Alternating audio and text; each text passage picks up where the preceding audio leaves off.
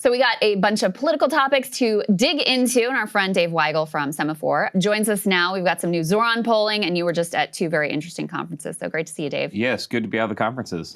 I'm sure. Let's go ahead and put this polling, New York Times polling on Zoron up on the screen, because this is pretty interesting. So this is the four-way race, which looks, you can tell me if this is wrong, but it looks like this is going to be the field. Zoron with a commanding lead, 46%, Cuomo at 24%, Curtis Sliwa beating Eric Adams, 15%, and then 9% for Adams. The Trump administration reportedly was offering Adams the Saudi ambassadorship. He apparently turned it down. Sliwa says he's in the race. Certainly Cuomo says he's in the race. So I think this is what the field is going to be. They did test the head-to-head, just Zoron versus Cuomo, and Zoron still won, but it was like by 4 points or something like that. Also interesting, if we put this next one up on the screen, this was kind of fascinating. So they dug into these different policy areas to see how New Yorkers felt about these various candidates.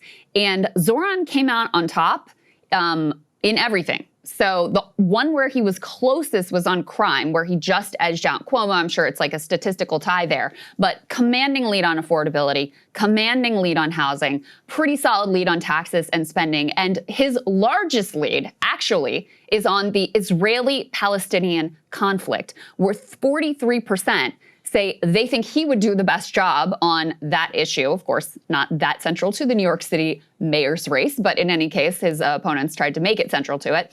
Cuomo is second at 16%, or actually really second is don't know or did not say at 21%. So Dave, what do you make of these numbers? What sort of jumped out at you as significant, both in the head-to-head and then also with the issues? Well, Zoran's personal popularity too, that's another piece of data in this poll. He is the only candidate who most voters say they like. It's, I think, plus 13. Everyone else is underwater. So everyone else is trying to do the classic multi-candidate field thing of dragging him below the water, but dragging themselves below the water, dragging each other below the water too. No one's getting the advantage. Cuomo tried after.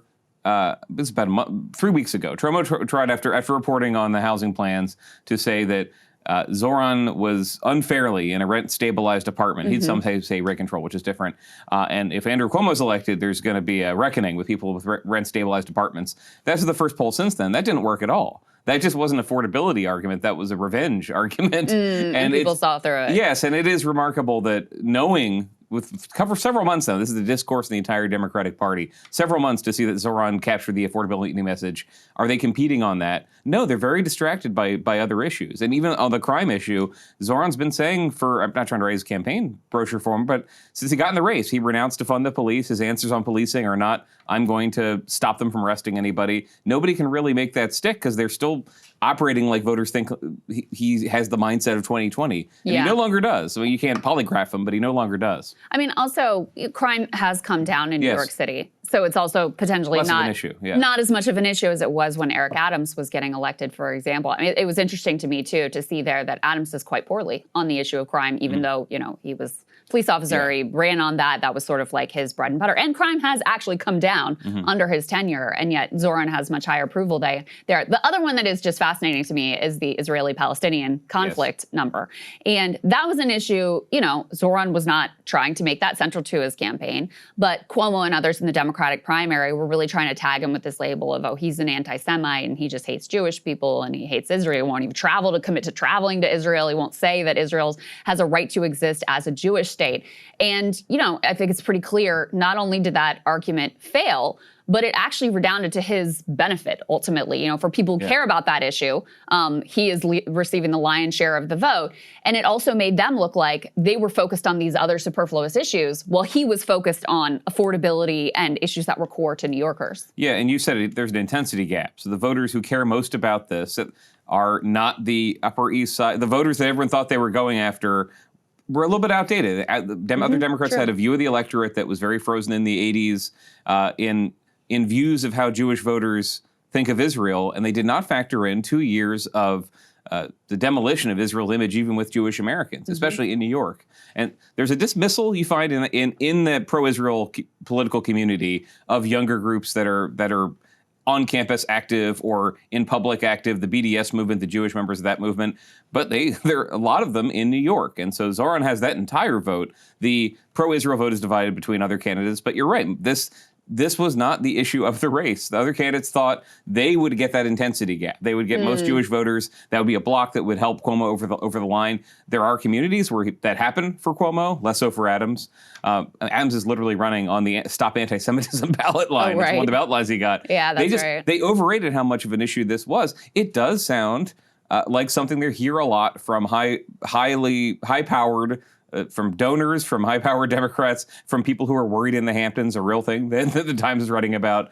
And that has not been the main intensity. Are there going to be voters who get a Mayor Zohran and are disappointed that he's feuding with Netanyahu or something? Possibly. It's not their top issue. For everyone who does want a major figure in the Democratic Party in their city to support an arms embargo, support changing Israel so that it's a secular state, as Zoran does, it's the most exciting candidate of their lifetime. So, of course, they're intense about him. Yeah, and I'm sure you saw Kirsten Gillibrand saying, I think it was at like a donor event, that 9 of 10 Democrats support Israel. And it's like, you need to take a look at literally any poll to adjust your views of where this issue is. That's a whole other sidetrack. We'll push that one to the side for now because I want to get to your coverage of, we'll talk about the Abundance Conference to begin with, and put C1 up on the screen here.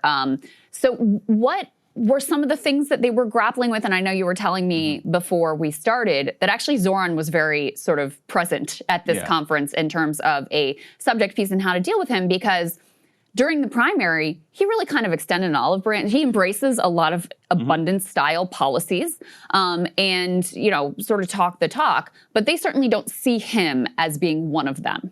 No, when I talked to Zoran before the primary, that was one thing he emphasized. His vision and the whole campaign's vision is have a socialist mayor of New York who makes the rest of the country say, oh, this could work for me in every respect. And that starts with housing and affordability. So at the conference, some specific examples were Reihan Salam, the president of the Manhattan Institute, and there's an overlap with abundance, but that's not the face of their movement. Somebody let in their room. He said, look, my family are Bangladeshi immigrants. When Zoran says afford to live, afford to dream, that's thrilling to us. That's the story that a lot of our parents had, where they could buy a house and the kids could live in one of the extra rooms. Their kids can't afford a house. That was motivating for us. And he captured it. Nobody else did. There was a session on polling and data, and it uncovered that, yes, affordability is the most powerful message in politics, the top priority for voters, I should say. And there was a slide showing Zoran and that slogan on one half of the slide. The other half was Trump at McDonald's, saying that there are ways to be populist and capture this affordability message. And those guys are pretty good at it. And we in the abundance movement do not have the branding, the power. We have reach, and we have a lot of meetings and a lot of groups that are signing up on our YIMBY agenda, but that we've not figured out a populist way to sell this the way Zoran has, or to a lesser extent Donald Trump has. Can you talk a little bit more about where did this abundance movement come from? Yeah. Because I think for a lot of people, the perception was, Derek Thompson, Ezra Klein write this book. And then suddenly we've got abundance conferences and we've got abundance think tanks and this whole thing. Like, where did this come from? Yeah, they are key players in this. Thompson and Klein were writing about this in 2022, 2023.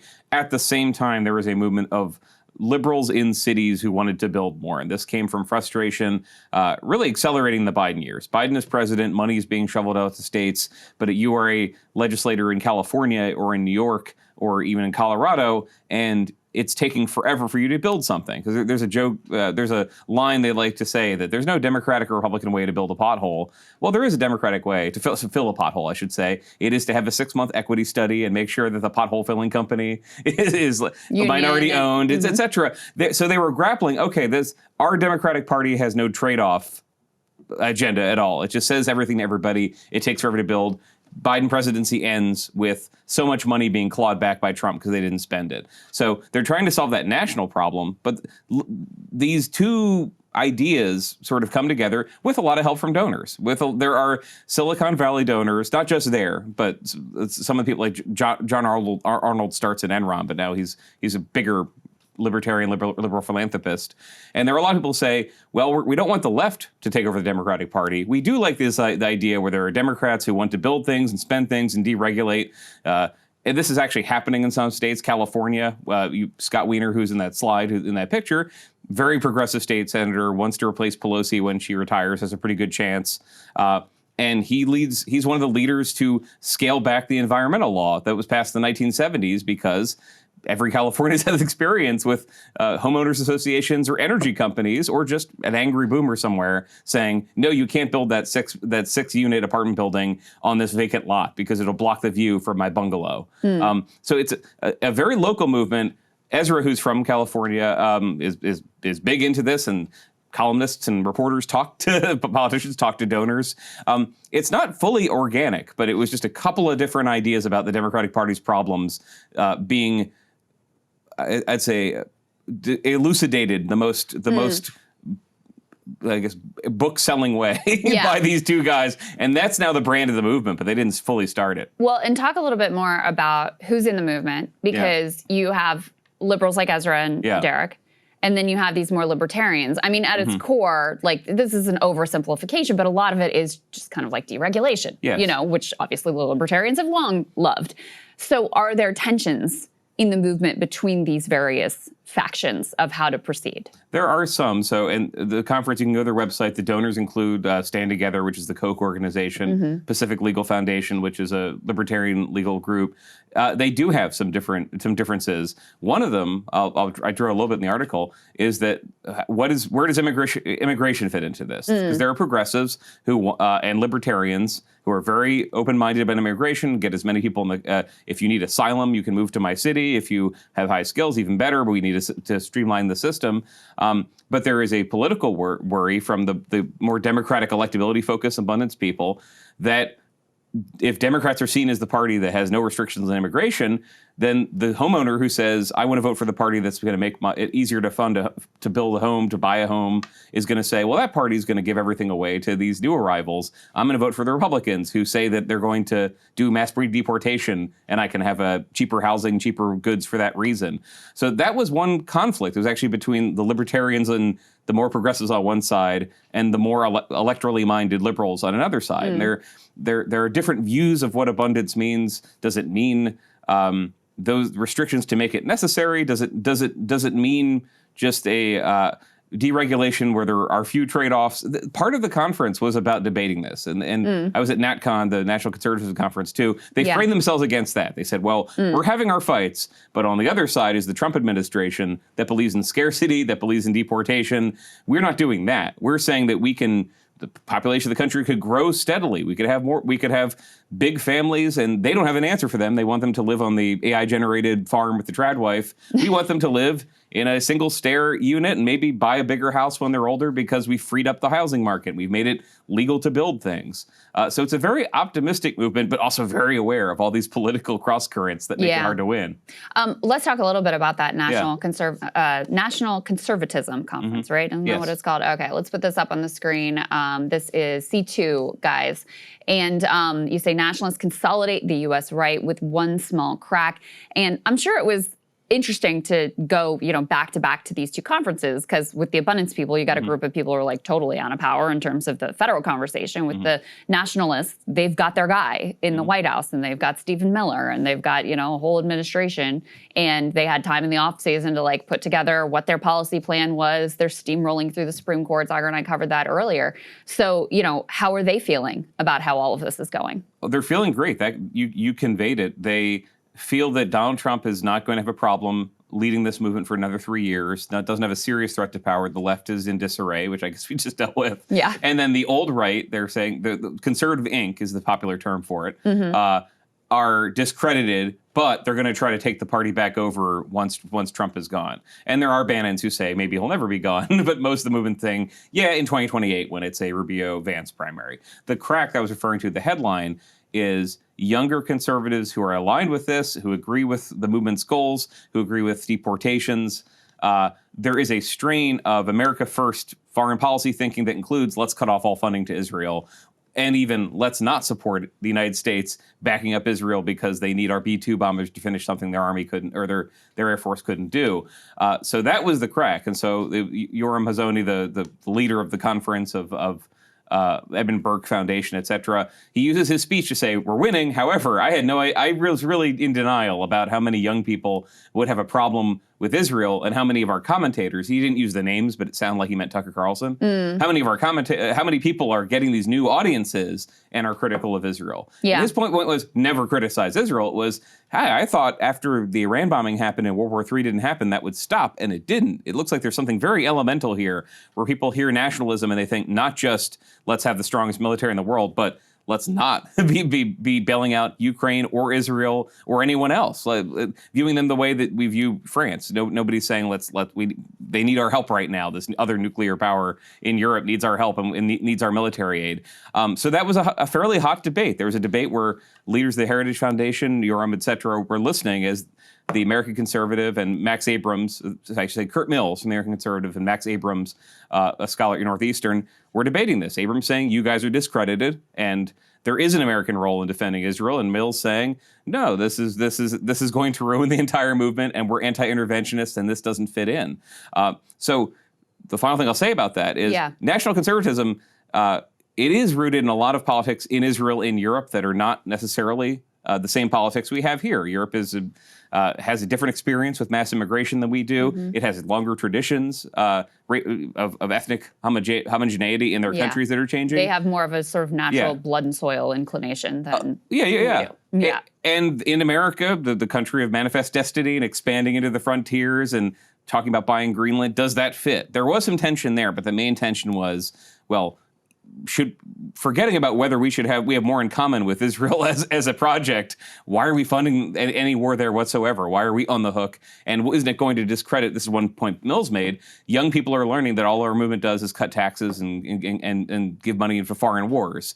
That he was saying this could all fall apart the way the neoconservative fell apart if we don't fix this. Yeah, well, there's a lot of parallels there. I mean, if you just describe the agenda that way, that is the Bush administration agenda. Let me just play this one clip of Kurt Mills because I thought it was interesting. He's the American Conservative Executive Director, also talking about the hypocrisy around speech issues. Remember, J.D. Vance went to Europe and lectured them about free speech. We continue to hear these lectures about European speech policies. And yet, of course, there's been a major attack on free speech here, especially when it comes to Israel-Palestine. This is C3, guys. Let's go ahead and play this. On the home front, this dynamic is dementing. One could be forgiven for believing the only people this administration is reliably deporting are supporters of the Palestinian cause. After riding back into power on the appeal of free speech, enshrined in the First Amendment of this country's Constitution, if conserving that isn't conservatism, I don't know what is. This administration has used its influence to attempt and curb and intimidate speech on Middle East issues, particularly the State Department. After assembling and potentially generationally realigning cohort of voters disgusted with woke pieties and the suffocation of dialogue with incessant accusations of racism, Republicans have all too eagerly embraced holding the whip themselves, accusing countless unbigoted critics as anti-Semites instead of engaging on the issue. So, Dave, how was this message received in the room? In that room, very well. This was a room, again, a lot of people packed this room. Not everything in the conference was this crowded. There were people standing along the walls. And younger, you could kind of tell if you were doing a quick mitochondrial survey of the room. Younger people in the room were laughing a lot more at his lines. It's the sort of thing RFK Jr. would do. That's what I was going for. That mitochondrial also very scan. popular at this conference.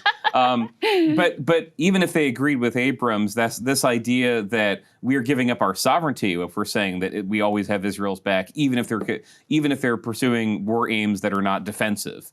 This is, I think, where a lot of the space is opened up for not just people like Mills, but critics of Israel in the United States among the Democrats. Is not we want Israel to go away, we want to be replaced, but do they really need this? It feels like they're safe. And Netanyahu's talked about this, the Munich effect, where people don't see Israel as under assault. That's the country where if you commit any crime against it, they're going to hunt you to the end of the earth and then bomb you. Why do they need our money? But what he was saying, that it was worrying to some people in that room, and I talked to some more pro-Israel attendees who, they organize on college campuses, and 95% of what they're saying lands, and then someone in the crowd says, I don't want to die for Israel, or why should I be dying for Israel?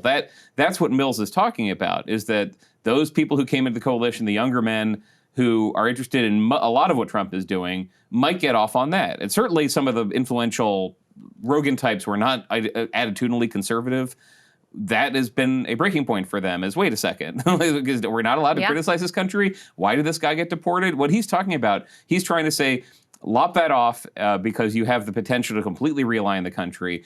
NatCons disagree and say, no, you can realign the country while this is happening. But no one has figured out the answer on this question.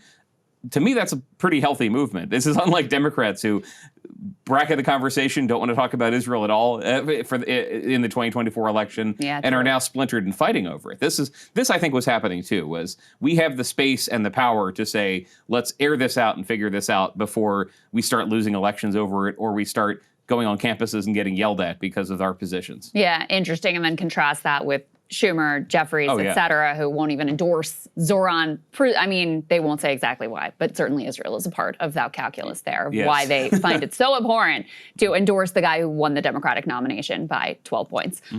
Dave, great to have you. Thank you so much, as always, for your insights. Thank you. Hey, if you like that video, hit the like button or leave a comment below. It really helps get the show to more people. And if you'd like to get the full show ad-free and in your inbox every morning, you can sign up at breakingpoints.com. That's right. Get the full show, help support the future of independent media at breakingpoints.com.